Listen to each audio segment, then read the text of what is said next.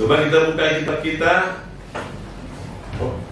Matius pasal yang kelima, dan ini yang terakhir khotbah Yesus di bukit, ayatnya yang ke 10 sampai dengan ke 12. Demikian firman Tuhan. Berbahagialah orang yang dianiaya oleh sebab kebenaran, karena mereka yang mempunyai kerajaan surga.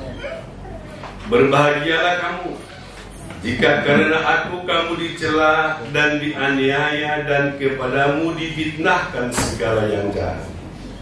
Bersukacita dan bergembiralah, karena upahmu besar di surga, sebab demikian juga telah dianiaya nabi-nabi yang sebelum kamu.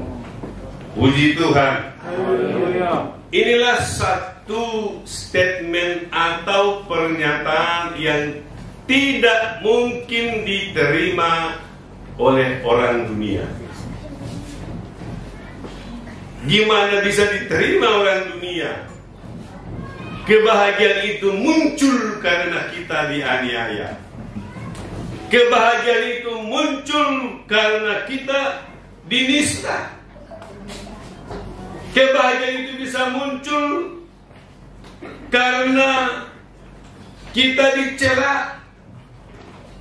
Tetapi dicela bukan karena kita tidak berbuat baik, hanya kalau kita mempertahankan kebenaran, yaitu firman yang diberitakan kepada kita. Puji Tuhan.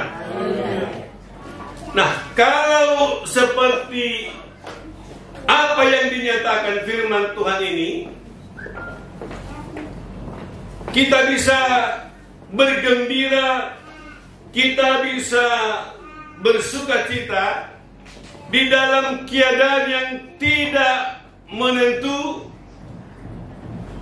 Tentu itulah yang memang menjadi modal bagi kita untuk membedakan kita dengan orang-orang dunia. Sehingga firman Tuhan berkata dalam Roma pasal 12, katakan, ya, janganlah kamu serupa dengan dunia, berubahlah oleh pembaharuan budimu, sehingga kau bisa mengetahui apa yang berkenan di hadapan Allah. Nah, Bapak Ibu, berbahagia orang yang dianiaya oleh sebab kebenaran. Demikian juga kita semua orang percaya. Jadi jangan saudara takut kalau ada penderitaan. Jangan saudara takut kalau ada aniaya.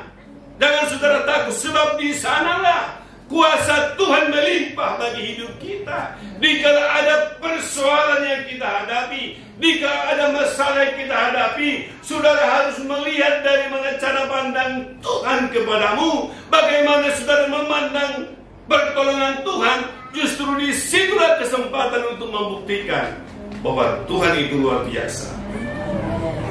Ada amin? Lihat saja bagaimana Yosua dan Kaleb melihat situasi. Dan ini harus menjadi bagian dari hidup kita, biar saudara bisa berbeda di tempat saudara. Karena dari mana kekristenan ini kan karena dilihat ada sukacita dari cara kita ngomong pun. Saudara bayangkan bagaimana Yosua dan Kaleb melihat peristiwa itu. Yang 10 itu semua kakinya pun sudah gemetar. Dilihat raksasa. Mereka melihat di sana ada katanya orang-orang enak yang bisa memakan manusia, bayangkan. Jadi yang 10 itu dia bilang sama Musa, kalau kita ke sana kita ini habis kita. Mereka itu seperti gajah, kita seperti belalang. Kita bisa digigit. Gak usah kita balik. Kan itu pernyataan mereka. Dan datanglah Yosua dan Kaleb kembali. Dia bilang kepada Musa, jangan. Saudara bayangkan, karena Karena pernyataan mereka, ketakutan mereka ini, sampai Musa mengoyakkan jubahnya. Kan saya pun kadang-kadang suka galau juga. Tapi datang Yosua dan kawan. Oh tidak! Semua di sana, buah-buahan, tanam-tanaman itu subur. Anggurnya pun mereka bawa sebagai contoh. Tetapi dia bilang, karena Tuhan maka kita akan habisi mereka. Karena Tuhan maka kita akan seperti raksasa. Mereka itu seperti belalang. Jadi di dalam kehidupan orang-orang percaya selalu harus ada berbeda. Walaupun karena apa? Karena kalau saudara anak Tuhan, maka saudara menjadi sasaran tembak. Paulus berkata, berjaga-jagalah dan waspadalah, karena iblis seperti harimau yang mengaum-ngaum untuk menerkam yang mau diterkam. Jadi saudara, ya, kalau ibu Tuba lewat itu kontrakan itu, ada juga gimana cara mengkampaskan ini kerjaan ibadah. Setiap Kamis lihat tinggal sudah datang beribadah, sudah mulai kan gitu-gitu ya. Iya betul. Nah, tapi Bapak Ibu, kenapa hanya Yosua dan Kaleb sampai ke tanah Kanaan? Itu karena mereka cara melihat situasi itu, cara melihat keadaan itu. Karena disitulah kesempatan mereka bisa berserah kepada Tuhan. Dan jika saudara menyerahkan hidup saudara kepada Tuhan, maka saudara dibentuk. Sebab apa? Sebab Allah yang kita sembah itu adalah seorang maestro. Tahu maestro? Di dalam segala situasi keadaan ada Yesus sang maestro. Jika saudara jatuh ke dalam pencobaan, dia bisa angkat saudara. Jika saudara pun dianiaya, aniaya itu bisa tetap ada, tapi ada kebahagiaan yang diberikan untuk membuat saudara kuat menahannya. Puji Tuhan. Demikianlah sebenarnya hidup orang-orang percaya. Persoalan masalah itu tidak bisa keluar dari orang-orang percaya. Jadi saudara yang berdoa, Tuhan semua masalah hilangkan dari saya. Nanti saudara jadi anak Tuhan yang bego. Karena apa? Ya, di dalam kehidupan Kristen dua-duanya itu berkat dan penderitaan itu harus seimbang. Sama seperti layangan, naik terus, semakin kencangnya semakin naik. Yang penting apa? Yang penting benangnya jangan putus. Benang itu apa? Imanmu dan pengharapanmu kepada Tuhan. Semakin diterpa, semakin digusur, semakin subur, kata Yusuf Rodi waktu itu, digempur semakin makmur. Ada amin? Digempur dalam COVID. Tapi Tuhan memberikan kita lahan. Coba tidak COVID.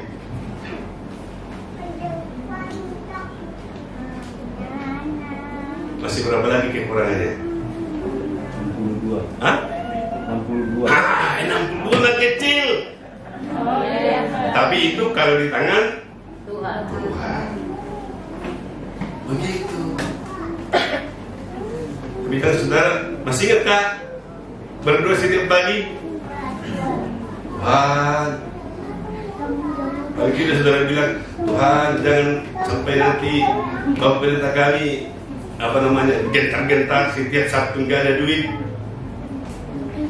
Tapi puji Tuhan, hari Sabtu pun sudah ada di rekening. Amin. Tapi jangan gara-gara itu dia berdoa lagi, biar terus diisi Tuhan. Dan dari mana diisi itu? Amin. Tapi kalau udah datang bulan ini banyak berkat, jangan lupa tambahkan juga imannya bisa. Jangan saudara tambahkan iman kami, tapi yang kita bilang tambahkan janji iman kami. Puji Tuhan. Kan kan kalau iman ditambahkan, maka janji iman juga harus tambah. Puji Tuhan. Nah, bersukacitalah dan bergembiralah karena upahmu besar di surga. Ya.